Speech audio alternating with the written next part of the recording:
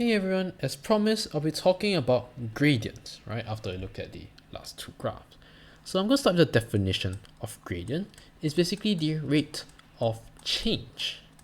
And because we're dealing with math, because gradient is kind of from math, it is between two variables. All right.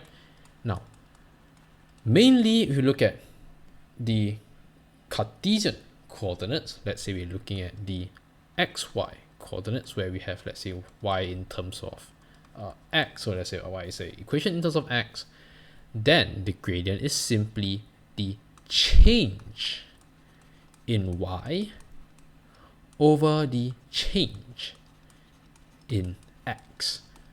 And to put it more mathematically, when we talk about a change in the sciences, we're looking at the use of delta y over delta x. All right, so this is called delta. It's from the Greek alphabets. All right, basically rate of the change. So that's the whole idea of gradient, right? So it's kind of like your speed, where it's distance over time. So the distance traveled per unit time for gradient is the y, the value of change in y per unit x. All right. Now, just for the record, it need not necessarily be x and y. If your equation is, let's say, in a and b, then it depends on which one's the dependent variable and which one's the independent variable. All right. So let's say if I sketch the graph of a in terms of b, where a is an equation in terms of b, my gradient will be the change of a per unit b. All right. So I'm going to use x and y for this video, so don't worry about it. And I'm going to show you some examples right now. All right, so let's say I have, again, the Cartesian coordinates y, x, and your origin is 0. So I'm going to draw the first graph where it's y equals to x graph, right? Now, it's a very simple linear graph where it's basically passing through the origin, and you see something later. All right, so I have this straight line, that diagonal line, so y equals to x. Now, to find the gradient, it's basically the change in y over the change in x. So because we're looking at a change, there must be some form of comparison that needs to be made, and as such we need at least 2 points. All right, so let's say if we have 1 point at the origin, right, because at x equals 0, y equals to 0.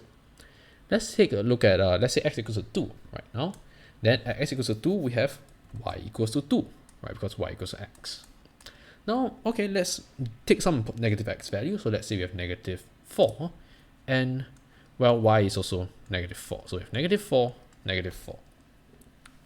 So let's take a look at some gradients, right? Let's take a look at the changes, right? So let's first take a look at the point 0, 0 and 2, 2.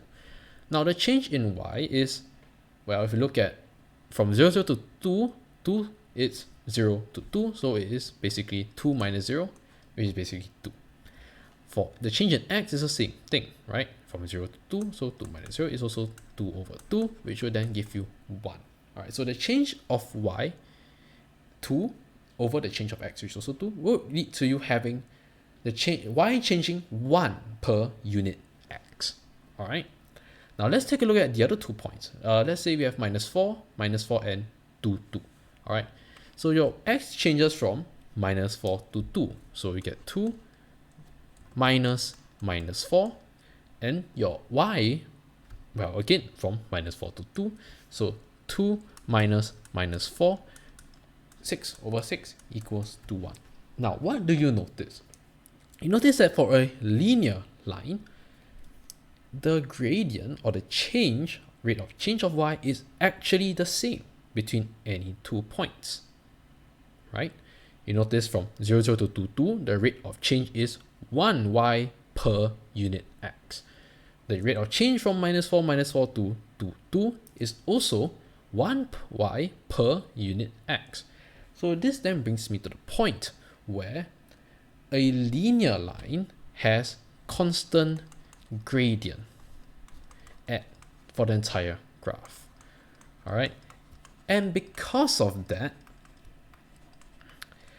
the rate of change is the gradient for the entire linear line. If you notice, we have 1 here, we also have 1 here.